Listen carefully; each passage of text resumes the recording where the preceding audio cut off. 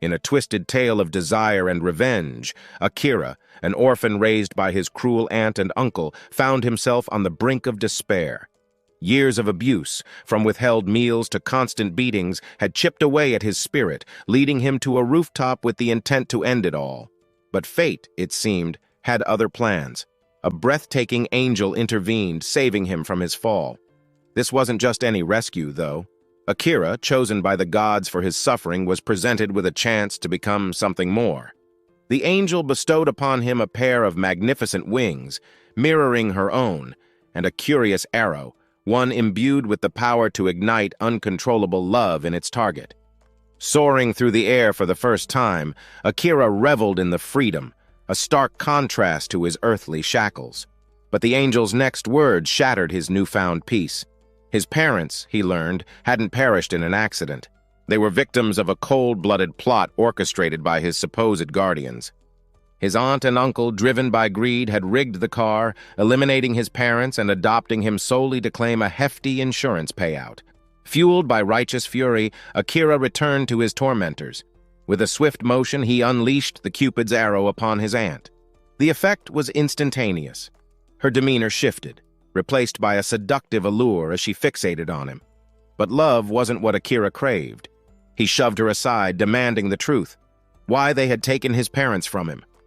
The commotion roused his uncle, who stumbled out, his curses intertwining with his wife's newfound affection. The horrifying truth spilled out. His parents, murdered for their wealth, and him, a mere pawn in their twisted scheme. Overwhelmed by betrayal, Akira unleashed a chilling curse, wishing they'd been the ones to perish. And in a cruel twist of fate, his aunt, compelled by the arrow's power to obey his every command, took herself to the land of undead. The very love he forced upon her became her undoing. Akira, forever marked by the darkness he'd endured, stood amidst the wreckage, a fledgling god with wings stained by vengeance. Dude, what the heck just happened? 3 days have flown by in a blur, and here's this angel chick, Nasai, all like, "Get over it, Buttercup. I'm here to make you happy." Apparently she's some top-tier angel or something, but happiness feels kinda pointless when you're flat broke. So Nasai gives me this crazy advice: whack my uncle and inherit what's rightfully mine. Plus, she throws in a fancy red diamond and a white one that kills people instantly. Talk about a messed-up welcome gift. Turns out there's a whole Hunger Games situation going on for the god job. 13 weirdos, each with their own angel caddy, all vying for the big chair. Me? I have zero interest in being a deity. Just want to use the red diamond to make my scumbag uncle confess his crimes. But guess what? Time ain't exactly on my side, Akira said. Seeing a news report about a bank robbery? Dude gets iced by another candidate, this Ikaruga guy who whips out a white arrow like it ain't no thing. Competition's fierce and it's already started. Then there's this other dude on the news, making headlines for charming 3 A-list celebs. Gotta be Cupid's arrow, right? Before Akira can even process this, boom! Ikaruga shows up again, white diamond in hand, and bam! Dude's toast. Needless to say, he is freaking out. This god contest is no joke, and these other candidates are playing for keeps. In the midst of his growing unease, a news report flashed across the screen. A bank robbery, police hopelessly outmatched. Then, a blur of white came down from the sky. Ikaruga, self-proclaimed savior, stormed into the bank, his white arrow flashing lethal. Everything happened in a dizzying instant, leaving onlookers frozen. This hero, Akira realized with a jolt, was another god candidate, 2 down from 13. He didn't want to be next. Leaving Nasai behind, Akira set out alone. Reaching the school gates, a shower of feathers startled him. Looking up, he saw an angel, Hanako, his childhood friend. Before a word could escape his lips, an arrow, Cupid's mark unmistakable, struck him. A forced confession tumbled from his lips, an arrow's command. Little did Akira know, it was a trap set by Hanako's guardian angel.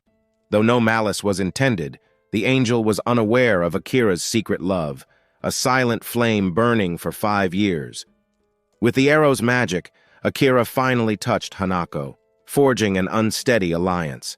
But that, it seemed, was precisely what the angel had been aiming for all along. Low on the angelic totem pole, with nothing but a measly Cupid's arrow to her name, Hanako's angel lusted after Akira's blinged-out diamonds and those sweet, sweet flying wings. Scheming like a celestial used car salesman, she pushed Akira towards a confrontation with Ikaruga, hoping to cash in no matter who came out on top. But just as Akira was about to throw down, boom! Nasai swoops in and exposes the whole angel hustle. Turns out, Hanako's Cupid was a notorious schemer, demoted to rock-bottom rank, which is why Hanako got stuck with the love arrow equivalent of a participation trophy. Mortified and furious, the little dude tried to banish Akira, but Akira wasn't budging.